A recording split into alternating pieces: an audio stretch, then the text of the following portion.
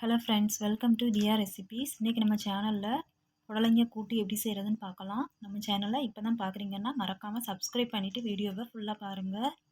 இப்போ வாங்க எப்படி செய்கிறதுன்னு பார்க்கலாம். இப்போது நான் 300 கிராம் அளவுக்கு புடலங்காவை தோலை சீவி இந்த மாதிரி கட் பண்ணி எடுத்து வச்சுருக்கேன். இப்போ ஒரு குக்கரில் 50 கிராம் பாசிப்பருப்பு சேர்த்துக்கோங்க. இப்போ இது நல்லா கழுவி எடுத்துக்கோங்க. இதில் கொஞ்சமாக மட்டும் தண்ணி சேர்த்துக்கோங்க, அதிகமாக சேர்க்க வேண்டாம், இல்லாட்டி பருப்பு எல்லாமே குழஞ்சி போயிடும். இதில் நம்ம கட் பண்ணி எடுத்து வச்சுருக்க புடலங்காவை சேர்த்துக்கலாம்.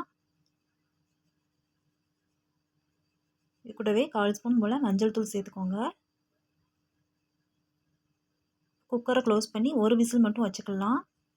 பாசிப்பருப்பு சீக்கிரமே குக் ஆகிரும்.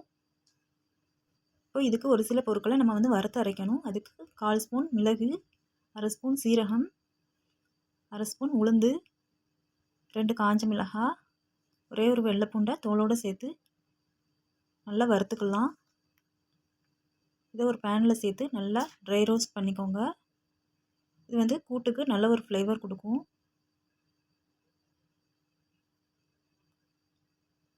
இப்போ வாசனை வர வரைக்கும் நல்லா வறுத்துக்கோங்க. இப்போ ஒரு மிக்ஸி ஜாரில் 1/4 கப் அளவுக்கு தேங்காய் சேர்த்துக்கோங்க. இப்போ நம்ம ட்ரை ரோஸ்ட் பண்ண எல்லாத்தையும் இது கூட சேர்த்து கொஞ்சமாக தண்ணி சேர்த்து நல்லா ஃபைன் பேஸ்ட்டாக அரைச்சிக்கோங்க.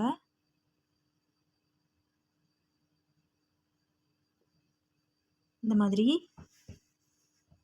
ஒரு பேனில் கொஞ்சமாக எண்ணெய் சேர்த்து கடுகு சேர்த்துக்கோங்க. கூடவே ஒரே ஒரு பெரிய வெங்காயத்தை கட் பண்ணி சேர்த்துக்கோங்க. கொஞ்சமாக கருவேப்பிலை. இப்போ வெங்காயம் கொஞ்சம் கலர் சேஞ்ச் ஆகிற வரைக்கும் நல்லா ஃப்ரை பண்ணிக்கோங்க. இப்போது நல்லா வதங்கிடுச்சு. இப்போ நம்ம வேக வச்சு எடுத்து வச்சுருக்க பருப்பு புடலங்காவை இது கூட சேர்த்துக்கலாம்.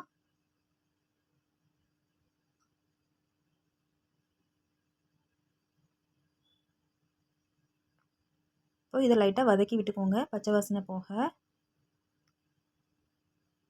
இப்போ இந்த கூட்டுக்கு தேவையான உப்பு சேர்த்துக்கோங்க.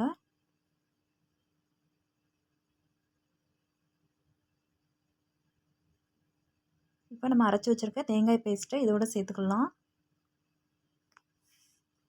இப்போ மிக்ஸி ஜார் அலசி கொஞ்சமாக தண்ணி சேர்த்துக்கோங்க.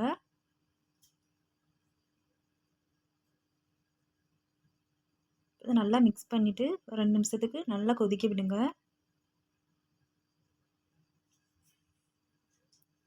இப்போ இதில் நம்ம வறுத்து சேர்த்துருக்க மசாலாவோட வாசனை ரொம்பவே சூப்பராக இருக்குது. எப்போதும் ஒரே மாதிரி செய்யாமல் கண்டிப்பாக இதே மாதிரி செஞ்சு பாருங்கள். இப்போது நல்ல டேஸ்டியான புடலங்காய் கூட்டு ரெடி.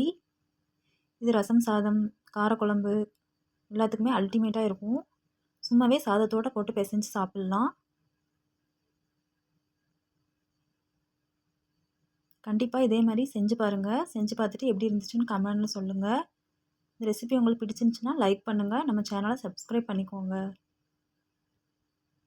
தேங்க்யூ.